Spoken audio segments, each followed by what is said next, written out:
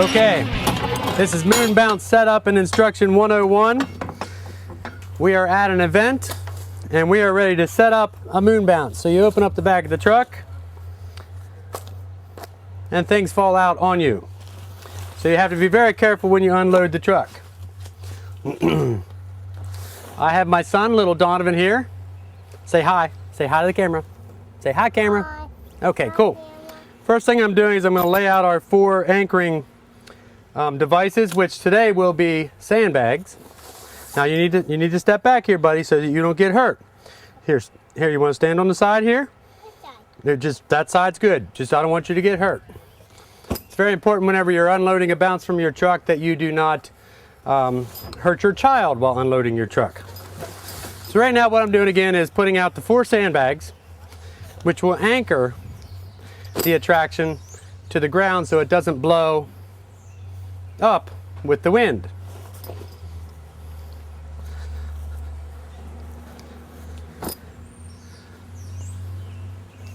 Our next objective here is to get out the tarp. But we have a cart in the way, which is okay. We're going to get out the tarp and we're going to lay out the tarp. This is where you can get your child to help you. Here, buddy, get the other end. We're going to lay out the tarp. We got to spread it out. Before we actually lay out the tarp, we are going to look around on the grass for debris.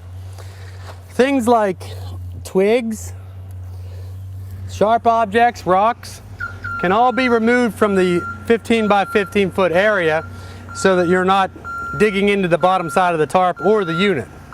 Hey buddy, can you give me a hand here? That's a big digger thing over there, the JLG lift. It's a big lift. Okay, here we go, buddy. We're gonna spread out the tarp.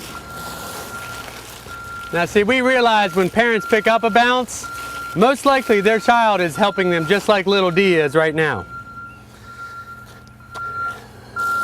So, we're spreading out the tarp nice and flat. We've looked on the ground to make sure there's no debris or sharp object that could hurt the bounce or hurt the participants of the bounce.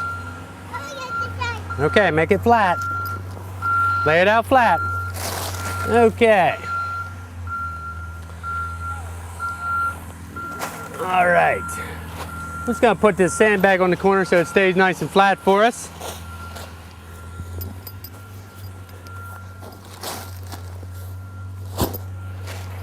Good job, buddy.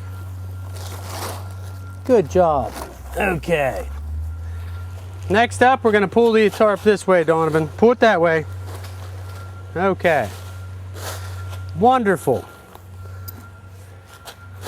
And we'll put the sandbag on this corner of the tarp. Next up on the list is the inflatable attraction itself. This is the Jurassic Junior Moon Bounce, also known as Jessica's Jurassic Junior. You ready to help me, buddy? Yes. Okay. Can you go stand over by the sandbag?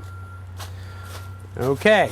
Now little D's standing by the sandbag so that I can get this out without it hitting him. Okay. We now have the attraction out of the back of your trailer, my trailer today.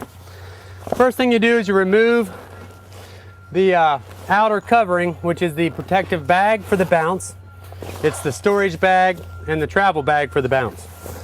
Now, Donovan, you need to be careful. You need to come back out of the trailer, please. Okay. Okay, go stand over there by the sandbag. There you go. So what I'm doing right now is just removing the travel bag. So I flipped it over. I'm pulling off the bag. Usually I just lay the bag right behind the unit during the event.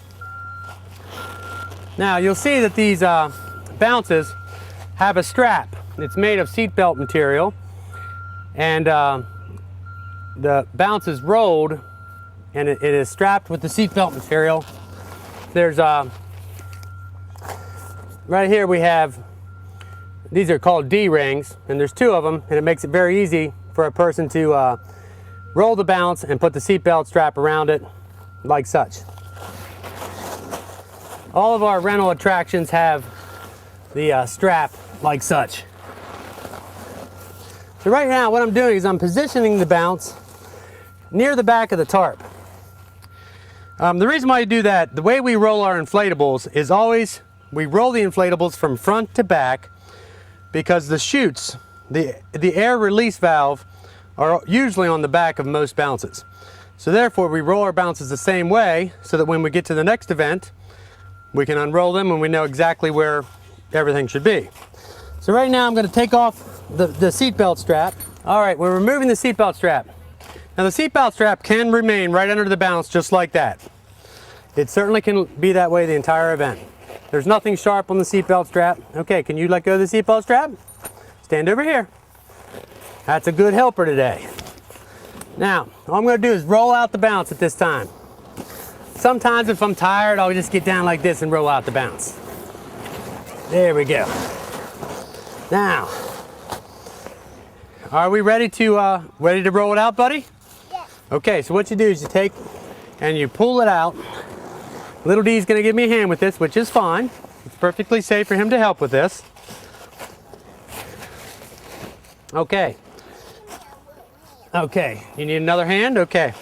And again, we're just pulling out the bounce so you get the bottom of the bounce will be on the tarp and the top will be ready to inflate. Ready, buddy? Yeah. You ready? Here we go. All right, so we're laying out the bounce.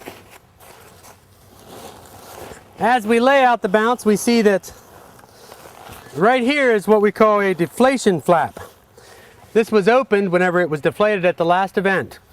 So in order to inflate the unit today, we need to take the Velcro and we need to do this. We need to close the deflation flap.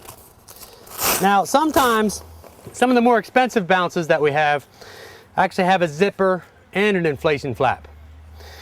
But this is a less expensive bounce and it does not have a zipper. So it just has the Velcro to close the Velcro, the inflation flap. Voila. Now next what I'm going to do is I'm going to position the bounce a little bit more evenly on the tarp.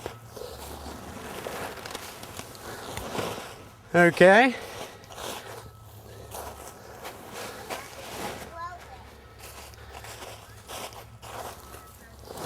As you can see, we do have some obstructions here. We have a tree, but I know that this bounce is not going to touch this tree when it's inflated.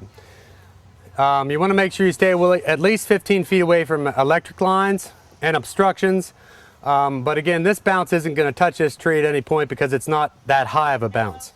Now, if it's a dyno bounce or a 17-foot bounce, we probably would not set this close to the tree.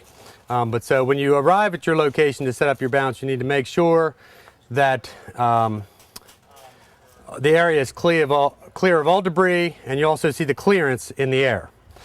Okay, next up, this is the part you have to be careful with. We're going to connect the blower and we're going to find electric, but we need to make sure that no children get on the bounce until it's fully inflated and it's fully anchored with either sandbags or stakes. Today we're using sandbags. All right, so this is the part if you have your children around while setting up, you want to make sure they don't get on the bounce until it's fully anchored to the ground. The kids will be very excited, as most kids are, and you just need to make sure that you anchor the attraction before you allow your children or anyone to get on the bounce. The reason being, this bounce weighs about 250 pounds, but once it's inflated, a 10-mile-an-hour wind, just a little gust of wind, can very easily pick this bounce up and take it away in the air. I've seen 1,000-pound units go up in the air. Okay. Next up, we're going to connect the blower to the